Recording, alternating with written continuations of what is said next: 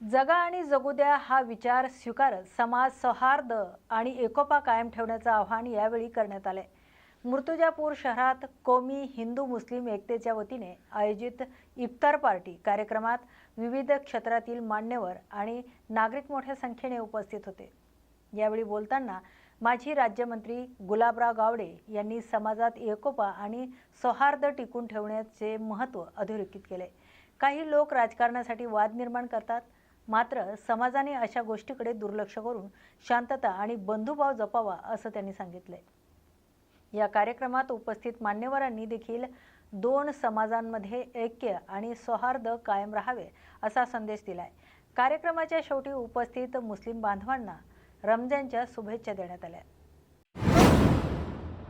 गडचिरोली जिल्ह्यातील सिरोंचा तालुक्यातील प्रलंबित प्रश्नावर लक्ष वेधण्यासाठी जिल्हाधिकारी कार्यालयात महत्त्वपूर्ण आढावा बैठक पार पडली आहे।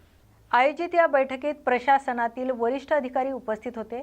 सिरोंचा तालुक्यातील विविध विकास कामे आणि प्रलंबित प्रश्नांवर यावेळी सविस्तर चर्चा करण्यात आली आहे। यामध्ये सोमनूर संगम रस्त्याचा विकास करून त्या ठिकाणाला पर्यटन स्थळाचा दर्जा देणे, सिरोंचा येथे स्वतंत्र एसटी बस आगार उभारणे, तसेच मेडीगड्डा कालेश्वर प्रकल्पामुळे बाधित झालेल्या शेतकऱ्यांच्या जमिनीचं पुनर्सर्वेक्षण करण्याबाबत चर्चा झाली। मेडीगड्डा कालेश्वर सिंचन प्रकल्पामुळे अनेक शेतकऱ्यांची जमीन पाण्याखाली जात असून जमिनीची धूप असल्याची ही बाब बैठकीत मांडण्यात आली आहे। या पार्श्वभूमीवर बाधित क्षेत्राचे पुनर्सर्वेक्षण करण्याचे निर्देश देण्यात आलेत, तर या निर्णयामुळे सिरोंचा तालुक्यातील विकास कामांना गती मिळेल आणि बाधित शेतकऱ्यांना न्याय मिळण्याची अपेक्षा व्यक्त केली जाते। आज जिल्हा अधिकारी कार्यालय येथे माननीय शोभाताई फडणवीस यांच्या अध्यक्षतेखाली माननीय जिल्हाधिकारी व तसेच उपविभागीय अधिकारी अहेरी आणि तसेच इतर अधिकारी यांचा उपस्थितीत बैठक पार पाडण्यात आलेली आहे। या बैठकीत सिरोंचा तालुका या तालुक्याच्या समस्यावर सविस्तर चर्चा झालेली आहे। त्या मुख्य समस्यापैकी सिरोंचा तालुक्यातील सोमनूर संगम हा एक पर्यटन स्थळ असून आसरेली ते सोमनूरपर्यंत खराब रस्ता, या खराब रस्त्यामुळे पर्यटक ये जा करण्याकरिता अनेक समस्याचा समोर करावा लागत आहे। या समस्यावर आम्ही माननीय शोभाताई फडणवीस यांच्या अध्यक्षतेखाली आम्ही प्रश्न मांडण्यात आले असता जिल्हाधिकारी साहेब त्यांच्या सकारात्मक अशी साथ दिलेली आहे। तिसरी मुख्य समस्या म्हणजे मेडीगड्डा प्रकल्पामध्ये आजपर्यंत भूसंपादनमध्ये मंजूर झालेले शेतजमीनपैकी अधिकांश शेतजमीन पाण्याखाली येत आहे आणि आजपर्यंत शेकडो हेक्टर कपात झालेली आहे। या पाण्याखाली येत असणाऱ्या शेतजमीन आणि तसेच आजपर्यंत कपात झालेले शेतजमिनीचा पुनर्सर्वेक्षण करण्यात येणार असून शेतकऱ्यांना न्याय मिळवून देणार अशी आश्वासन कलेक्टर साहेबांनी दिलेले आहे। नवी मुंबई पोलिसांनी पंजाब राज्यातून महाराष्ट्रात अंमली पदार्थाची तस्करी करणाऱ्या टोळीचा पर्दाफाश करत 3 जणांना अटक केली आहे। या कार्यवाहीत अंमली पदार्थासह सशस्त्र आणि कोट्यावधीचा मुद्देमाल जप्त करण्यात आलाय।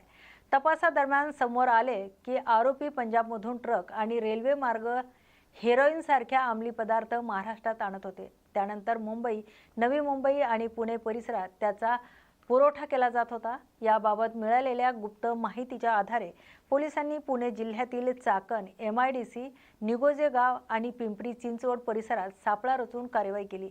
या कारवाईत बलजीत सिंग, सरविंदर सिंग उर्फ मोनू, गुरु प्रताप सिंग, शरणजीत सिंग उर्फ गोपू, कमरजीत सिंग, नरेंदर सिंग या तिघांना अटक करण्यात आली आहे। आरोपींकडून सुमारे 28.6 ग्राम हेरोईन, ऑस्ट्रियन बनावटीचे ग्लॉक पिस्तूल, 2 मॅगझिन, 4 जिवंत काडतुसे, 1 ट्रेलर वाहन आणि 4 मोबाईल फोन असा एकूण सुमारे 1,03,00,000 रुपयाचा मुद्देमाल जप्त करण्यात आलाय। या प्रकरणी गुन्हा दाखल करण्यात आला असून आरोपींना न्यायालयाने 18 मार्च 2026 पर्यंत पोलीस कोठडी सुनावली आहे। नवी मुंबई पोलीस आयुक्तालयामार्फत सुरू आहे आणि त्या कार्यक्रमाला आपण सिने जो स्टार आहे त्याला पण बोलवलं होतं आणि त्यांच्या उपस्थितीत आपण हा कार्यक्रम केला होता. तेव्हापासून आपण हेल्पलाईन जारी केलेले आहेत. आपले जे चॅनल्स आहेत व्हॉट्सॲप, ट्विटर याच्यावरून आपण प्रसिद्धी देतो आहे. हेल्पलाईन नंबरवरून आपल्याला माहिती मिळते आणि ह्या अभियानाअंतर्गत आम्ही 6 गुन्हे जे पंजाबमधून जे ड्रग्ज येणार आहे येत आहे त्या संदर्भात आपण 6 गुन्हे आपण दाखल केले होते. त्यामध्ये 40 आरोपी आपण अरेस्ट केलेले आहेत. जवळजवळ 6 कोटीचा माल आपण हस्तगत केला होता आणि त्याच गुन्ह्याचा तपास त्यातल्या एका गुन्ह्याचा तपास सुरू असताना आम्हाला तपासात निष्पन्न झाले की पंजाब मार्गे एक ट्रकमधून कंटेनरमधून पाहिजे आरोपी जो बलजीत सिंग आहे तो घेऊन येतो आहे असा आम्हाला तपासात निष्पन्न झाल्यानंतर आम्ही त्याचा नाशिकपासून फॉलो केला त्याला आणि नागरगोजे जे गाव आहे पिंपरी चिंचवडमध्ये तिथे आम्ही त्याला पकडलं आणि हे आपल्याला 82 ग्रॅम हेरोईन सापडलं आहे. एक पिस्तूल सापडलं आहे ऑस्ट्रिया बनावटीचं. 2 हे मिळालेत 4 राऊंड आणि 2 मॅगझिन भेटले. आणि ह्या एक कारवाई 14 तारखेला झालेली आहे शनिवारी.